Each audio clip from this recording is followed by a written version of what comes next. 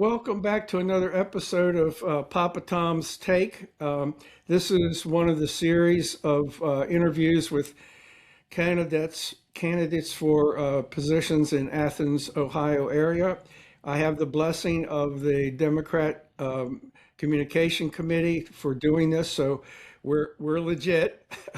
Uh, and today my guest is Judge Sanders, and I'm going to ask Judge Sanders to first of all just simply introduce themselves and let us know a little bit about the qualifications for the bench.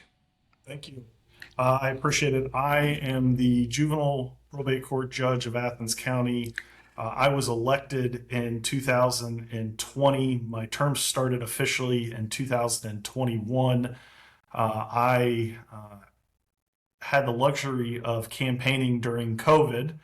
So I had a general and a primary that occurred in 2019, 2020. I was very lucky that the voters selected me in the general election in 2020.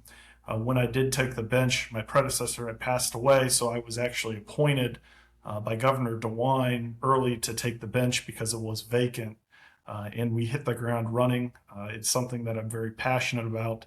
I had my first term is set to conclude next year. I did submit my petition to run again, and there are no there was not another Democrat or Republican that decided to run. So the only thing that I have to worry about is if an independent runs. I hope they don't, but I'm really lucky and blessed to be in the position I am.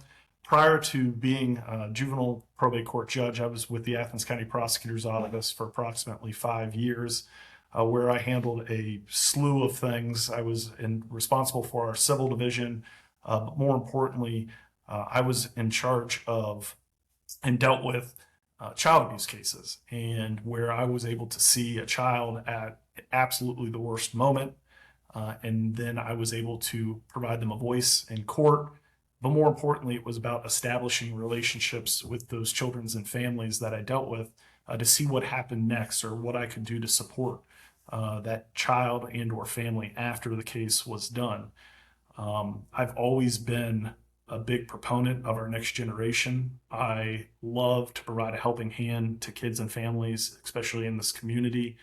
And this last 6 years, or approximately last 6 years, have taught me humility, but more importantly, um, I'm excited for what we can do in the future. Um, I know that we come from an area that does not have a lot of resources. So in my courtroom, we think outside the box to find what's best for a child and or family. And honestly, I can't wait for the next 6 years.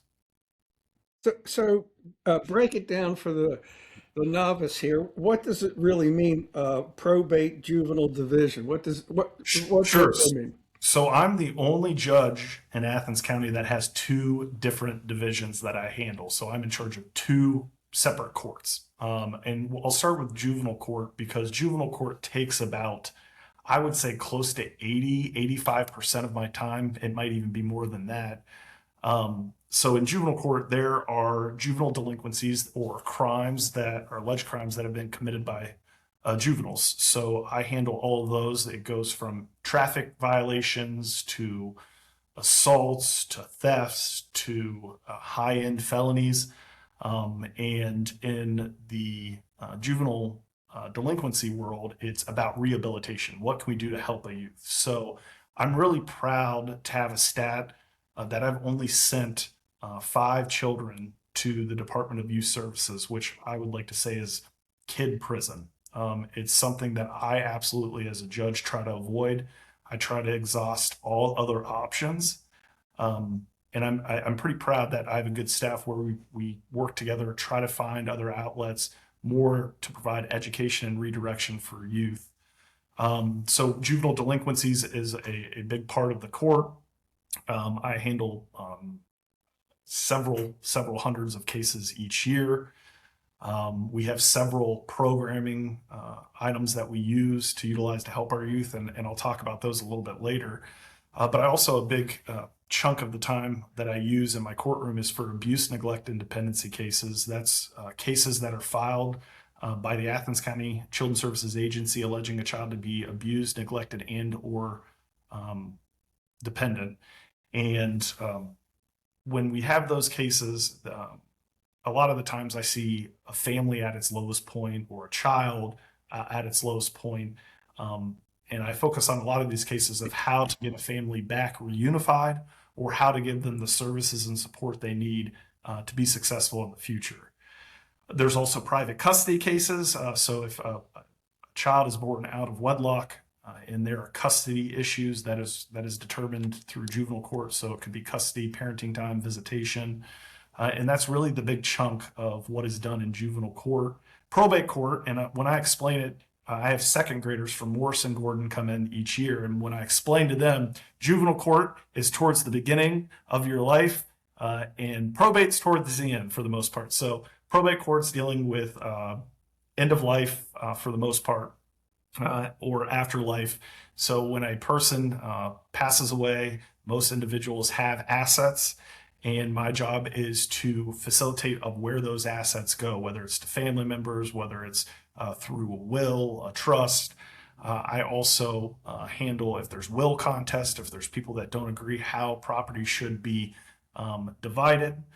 That's a big chunk of probate. I also handle the guardianships in Athens County, so individuals that are unable to make medical or daily decisions on their own or are unable to control their finances. I am in charge of determining who will be the guardian of that ward, and also ultimately I'm the superior guardian. So when things happen with that individual, they let me know, and I make the ultimate determination if that's a good idea or a bad idea. Probate court, while sad, has the two best aspects of my job is that I'm in charge of the marriage license in Athens County. So I get to perform a ton of weddings. I think I'm close to or over 200 weddings that I've performed in 6 years. And the other one is I get to handle all the adoptions. And that kind of comes full circle. A lot of the adoptions come through children's services cases when children are ultimately not able to be reunified with one or more of their parents or another individual, like a relative. I get to see that child find their forever home. Yep. And so there's always a positive in my job, and sometimes I deal with some pretty negative things, but I always try to find the positive in a case or with a child or family. Good, good. I don't want to go over our agreed upon time very much, but could you give a real quick Civics 101 answer to what it means, common plea court? Is that a higher court in some way, or what? So it is different. So if it was in the general division, so municipal court, certain civil cases, it can't go above a statutory amount in money for damages. Mm. And so that's some of municipal court. Also, municipal court, they do not handle any felony cases. So where it's someone's subject to imprisonment by a year or more, and also a certain amount of fine. So common pleas in the general division handles that.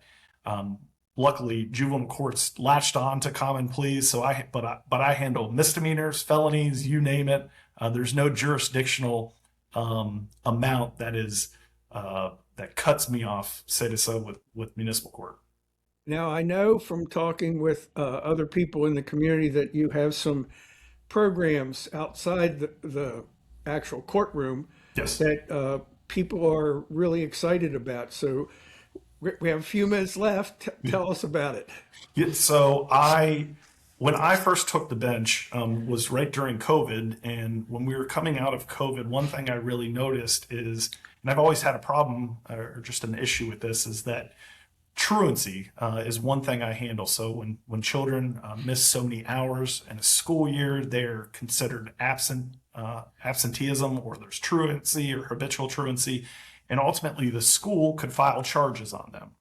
And so I thought, well, so I'm going to meet a kid in court during school. So I'm going to take a child out of school to come meet me to talk about the child going to school. So I was able to meet with all the superintendents and administrators of each of the Athens County schools.